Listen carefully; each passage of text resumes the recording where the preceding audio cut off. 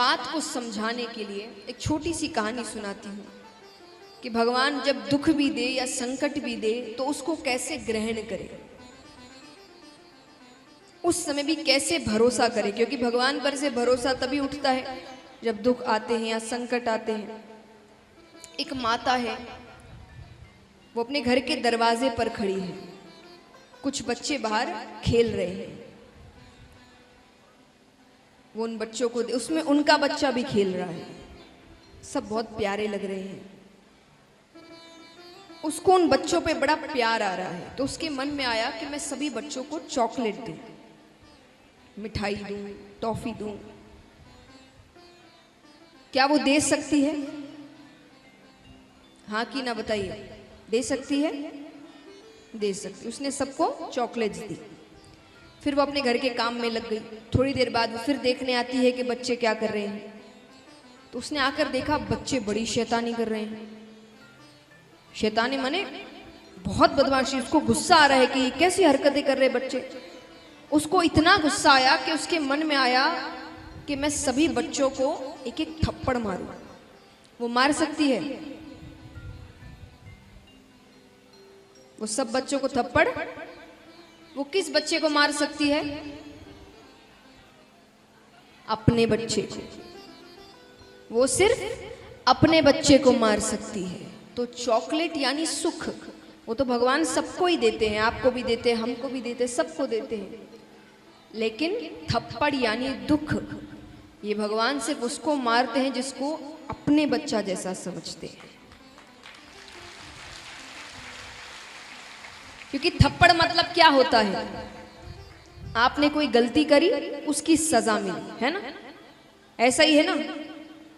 माँ बाप इसीलिए डांटते हैं या कभी कभार हाथ उठा देते हैं। ऐसा थोड़ी कि बैठे बैठे बोर हो रहे हैं घर पे, क्या करें, चलो बच्चों को मारते हैं, ऐसा थोड़ी है।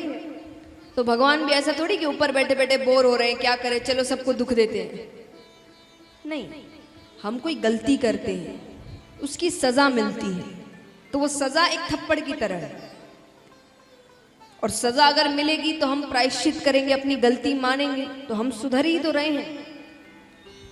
तो सजा माने भगवान का थप्पड़ है, पर वो थप्पड़ तभी मारेंगे जब आपको अपना बच्चा समझेंगे कि जल्द से जल्द सुधरे, इसको समझ में आए कि ये क्या गलती कर रहा है। तो अगली बार जब भी दुख आए तो भगवान पर क्रोधित मत होना, उनको धन्यवाद करना कि कम से कम अपना बच्चा तो समझा। और फिर याद करना कि ऐसी क्या गलती करी है हमने जिसकी सजा मिली है। कुछ ना कुछ तो किया होगा।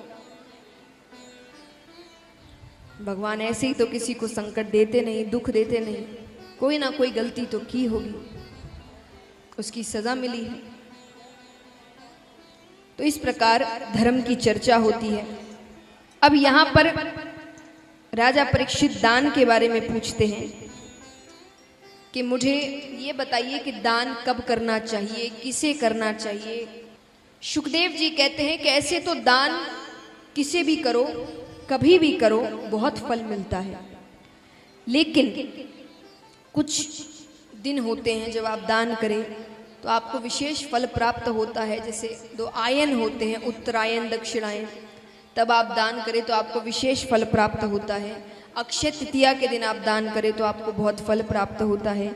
आपके घर में किसी का जन्म हो तब आप दान करें तो आपको बहुत फल प्राप्त होता है। या किसी की मृत्यु हो जाए, आप तब दान करें तो बहुत फल प्राप्त होता है। लेकिन दान भी सुपात्र को करो, जिसको सच में जरूरत है।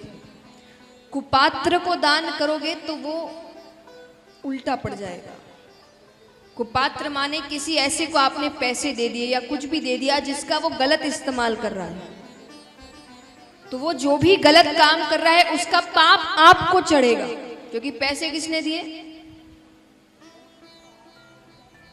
इसलिए दान कभी भी कुपात्र को नहीं करना। जिसको सच में जरूरत है, आपके दिए हुए पैसे उसके जीवन में एक बदलाव लेकर आ सकते हैं, उनको दान करिए।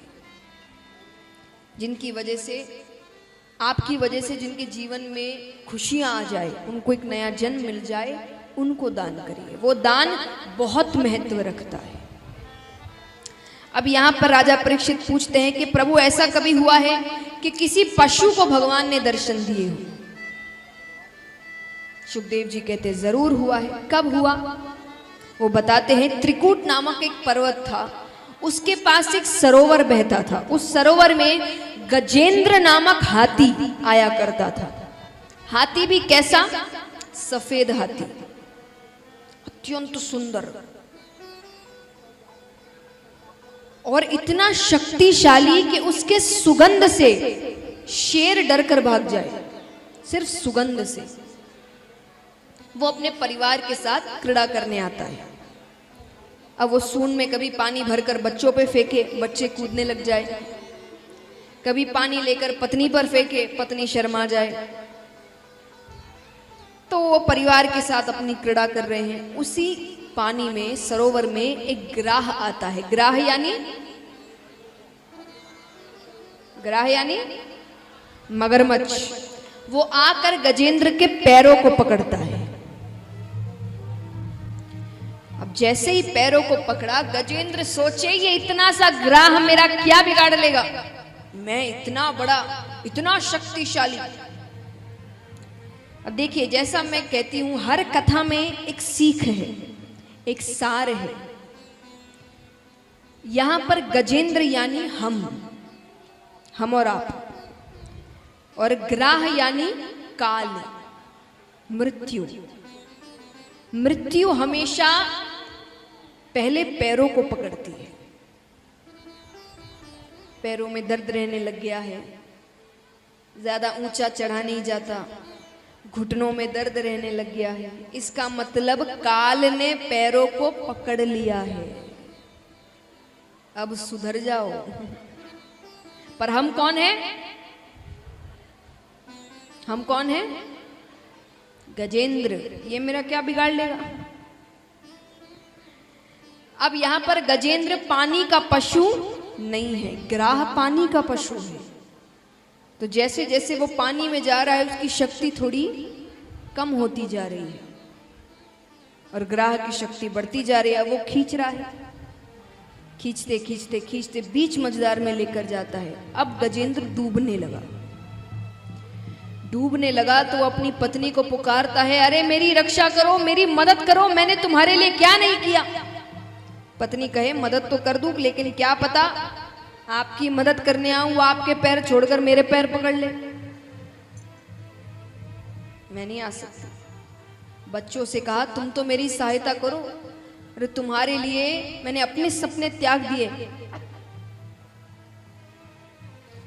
तुम्हारे लिए मैंने अपने सपने त्याग दिए, तुम तो मेरी मदद करो। बच्चे कहते, आप चिंता मत करिए, आपका सारा काम अच्छे से करेंगे।